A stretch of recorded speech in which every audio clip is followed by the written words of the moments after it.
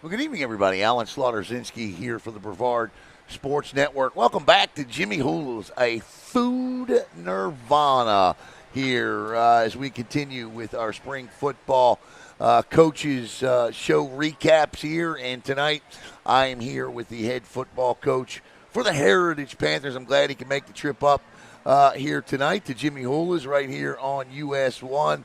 Coach Mykel Benson of the Heritage Panthers. Coach, thanks for coming up tonight. I appreciate you. Always. Usually we do this by video because you're all the way down there. I'm all the way up here, but Okay. appreciate you coming. All right, let's just jump right into this thing. Let's go back to last year first. Okay. I just wanted to. We didn't really get a chance to recap. What was different about your football team? I know that schedule last year, and we're going to talk about this year's schedule because it's the toughest in the county by far. But I'm curious, Coach, what was different about your football team at the end of the season last year? Because I felt like if the Heritage Panthers had 2 more weeks, it'd have been the football team you put together. Absolutely. I think what really, we put the schedule for the simple fact of trying to get into once we get into the playoffs, we try to make that run. And I think that's what a lot of teams are trying to do now, just to beefing up the schedule. But I think we everything happens for a reason, Yep. and whatever the way the year ended last year, I think it happened for a reason. It opened my eyes for a couple things that I have to change, that I made a change into the spring this year. So those are the things that it really opened my eyes too. Yeah, no doubt. And it was an impressive run y'all made at the end of the year last year, watching, how because I remember sitting there on Friday nights going, uh-oh, they might be in a little trouble. Uh-oh, they might. And then, bam, here it came. Yep. And what I was really happy to see, Coach, was how the FHSAA rewarded you for that schedule because, 5-5 teams a lot of times don't make the playoffs, but that schedule got you guys, and you're district champ. We too. already knew all we had to do was win the district, and we were in the playoffs. But at the end of the day, But you were still a top 8 seed. That seed really helped us because we could have ended up easily going to see Atlantic or St. Thomas Aquinas the first round. That's exactly right. But like I said, everything happens for a reason. No doubt. And that district championship was, you just rolled through the district last year. All right, so you played a jamboree, St. Lucius, right? Yes. And Coach, I apologize, but I can never remember the name of this third team you played. It was Centennial and then Santa Lucius. Santa Lucius. Yeah. Okay. How'd that go? It went well. I think obviously we didn't win both games, but we won. We didn't win, but the first game we lost 7-6, missed the field goal, and then the second game was 7-0, and then obviously we went down there to try to figure out things. We lost a lot of seniors last year. There's a lot of young kids that got to step up and some big time roles for us. As through the years of Heritage, we always had one of the best defensive players out here, or defensive team out here, So right. We had some places where we had to fill in, and, we went into the game. Defense played well. Offense played like a 15-day-old offense. We put in a new offense this year, and it looked like a 15-day-old Like a new offense. That's what it looked right. like. And we had never went 3 and out. We still did whatever we need to do on offense, and we just couldn't finish on certain drives. But we just looked like a 15-year-old offense. Tell me about your quarterback. I like your quarterback, Coach. Man, we love him. But Jordan Badilla is Coach, I really like this guy. Yeah. Listen, I know, and I'll say this, Jordan. Jordan, I love you. I'm glad he ended up with you. And I'm not saying anything against – I know when you're young and you see and you look around but I think he's at the spot he needs to be. I think so too, and I think he obviously he reminds us a lot of what we had there before. Joe Tenna. The mechanics down to the knowledge of the football, down to everything to it.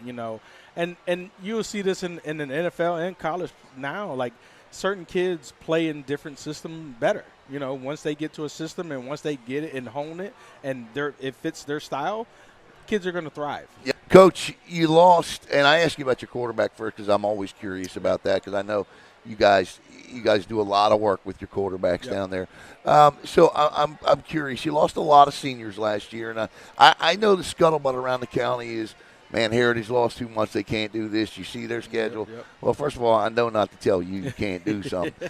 But you did lose a lot of great, talented players. I mean, you got one at Syracuse. I mean, they're all over the place. Yeah. Coach, talk to me a little bit about who's stepping up to replace these guys. Man, we got some guys. Last year, he actually came to us in the middle of the year. He came from Okeechobee. He moved there. John White played some running back for us last year, but this year we moved him to defense. And I'm not scared to say this, but I know for a fact that I have the best linebacker core in the county and maybe into the state, just because if anybody's seen these kids run around, like, and then, our safety, strong safety, we put them in the box as well as Jelani Clark. Got you. Of course, we still got Amir Parker coming back for his last year. Rashad Hill, he's playing some offense and defense. Barnes, and then you got some guys that were there last year, like Nate Owens. He played defense for us, running back a little bit, but now he's our premier wide receiver now for us. And we still got some kids that came back are really, really stepping up. Had a great spring for us. Who that secondary, that defense is, I mean, obviously that defense you had 2 years ago with the 6 shutouts and impressive. Tell me a little bit about the Hosses up front.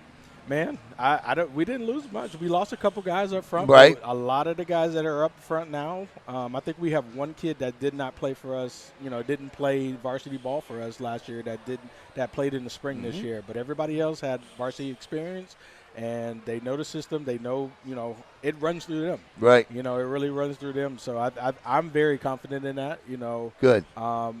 It's always good to have some experience down there, some of those kids, and even the kid that got the experience in the spring, I think he got the little rust knocked out of him. Right. He had his mistakes, but at the end of the day, he still came in and he played very well. Talk about you and I were talking before we went on air about the importance. We see more and more and more teams doing the inter-squad scrimmage games, or not even that anymore. A lot of teams don't even play spring games anymore. I like the inter-squad scrimmage. That's fine. I like, Astronaut did that draft thing. That was really cool. I like that. But you got an opinion on these spring games. I do. And then, it's so funny because I did fall into that little, not playing the game last year. Right. And when I really reached out to, the coaches and asked them why they did it, the big thing they told me, you can always lose. You're not going to win a championship in spring, and I get it, and everybody is worried about injuries and all that, and like we was just talking before, like I lost my best tight end last year due to an ACL routine catch on pretty much air. He went to go take a step and he just blew his ACL out, and so still by the way, ended up in college. Talking about Mykel, right? Keegan. Yes. Yes. He ended up, still getting the scholarship, and I wouldn't put it past him that he'll be starting as a freshman because that's what kind of kid he is. So you've done both. So you obviously like playing the spring game. I do, and I think we got a lot out of it just because simply we had a lot of young kids, and we needed to see some of these kids in game form. Because you could do your little scrimmage, and kids can. It's good to see other talent, and you see this talent for 20 days already, and then you're going to go play an inter-squad game. I think you really do that to figure out what these kids can do, and then at the end of the day, I think what the biggest thing and what the biggest scare is in the county and just around the state now, teams are scared to go into a spring game, lose it, and then lose their kids after a spring game. Yep. I think that's the biggest fear now, because you go in a spring game, get blown out, boom, your 2 top 3 kids are going to be gone. Even if you win it, you still can lose them. You still lose them. No, you're absolutely right. And, I mean, they're going to be playing 7-on-7 all summer. Exactly. Okay, so I hear them on the injury front. I do. Exactly. But it can happen anywhere, and especially when you're talking about soft tissue injuries, it can happen just as easy as they can do anything. Here with Coach Mykel Benson of the Heritage Panthers. And, Coach, what's different about you as a head football coach coming into year 3, coming out of year 2, going into your, I guess, 3rd spring, and then now going into your 3rd year as a head coach next year? And so going into my spring this year, I'm actually a lot more refreshed. After the season, I really looked in the mirror at myself. Like, there were certain things like the discipline and certain little things that really, really I thought that really held us back last year to get over that hump where we need to be. There was no reason why we should have lost the first round, but the little things of discipline, the just the character of certain things around it. No, it makes sense. And I stepped back, and that was the first thing I texted my coaches. I was like, listen, this is on me. I'm sorry that I should have been more strict on certain things, and that's what I went into spring wanting to do. I actually gave up the role of OC this year. I brought in an OC that really. He's really, really, everybody knows him, Steve Hughes. Steve Hughes? And he's just phenomenal. Did a heck of a job with Hunter Turner down in Melbourne. Like when you look at his track record with quarterbacks and offenses and throwing, and I think that's what we struggled with these last couple of years, really. When Turner was there, it was wide open because we had a run game, we had everything. We were loaded that year, so we could do anything, but I think last year when I looked in the mirror, I needed a little bit more help with the pass game, so I gave it all reins to him, and he's done a great job. Like I said, we only have 15 days to put it in. If you're going to look at the best 5 quarterbacks in this county over the last 10 years, Hunter Turner's name is in that list. Absolutely. And Stephen Hughes certainly worked with him. What's next? When do the off-season workouts begin for you? And the thing that I really like about your off-season workouts is we get to watch them as a community because they're on social media. We get to see what your guys are doing every day and how hard they're working. And I can't impress upon coaches enough how important that is when that really excites a fan base. I gotta be honest with you.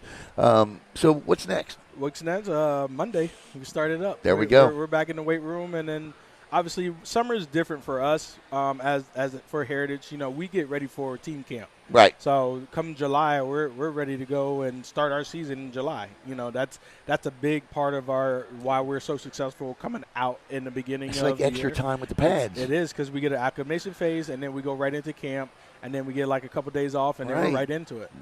You and I talked about those camps last year and how important they were. Are you guys going this year? Still going back to Weber. Okay. We're going back to Weber, and, that's another thing, coaches are scared about, injuries. But at the end of the day, you can have injuries on the field doing 7-on-7. Just like you said, they're going to be doing 7-on-7. I'd rather an injury, knock on wood, obviously, hopefully nobody wants an injury. Right. But, I'd rather them to be around me and then other coaches, and at least I know, like, he's out there doing hard. We're getting film on him at the end of the day as well. And there's opportunities with college coaches is there too. You obviously going into spring and looking at your roster on paper and watching what they've done in that meantime, you had an expectation level about your team going into spring. You kind of knew what you wanted to see. Absolutely. But what did you see that you didn't expect to see? What did you learn about your team that you didn't think you would? The discipline. Yeah.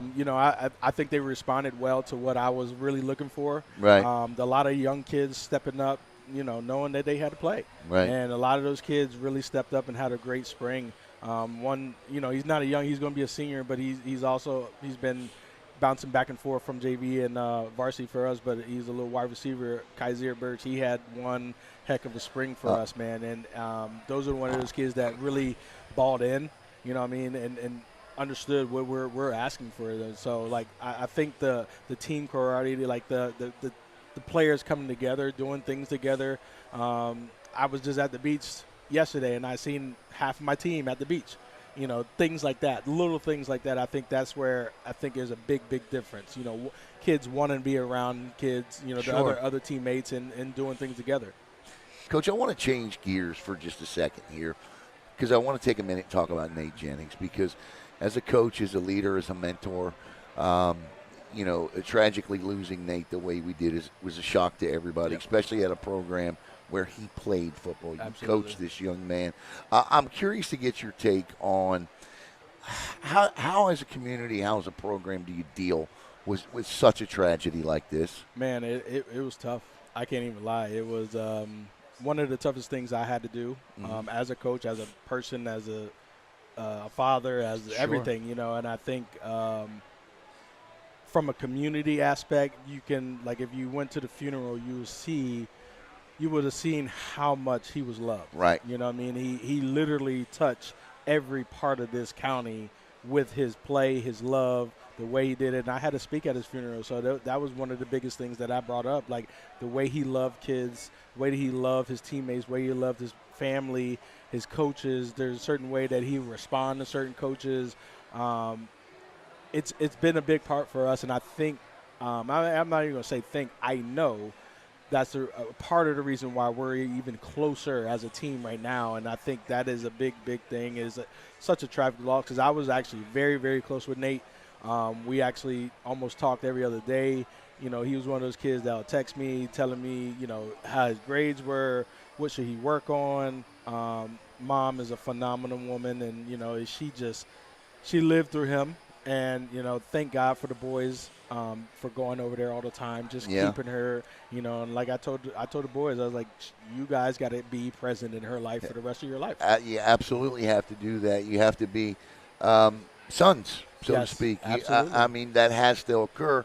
And you know, I think the other thing that watching on social media after that happened, and even now. The effect he had, not just on this community, but the one in Minnesota as well. Yes. And he was just he wasn't there that long. No. So, but that's the thing. Like, he touched everybody, and like he had a goal, and I think he was, you know, one of the things that was said.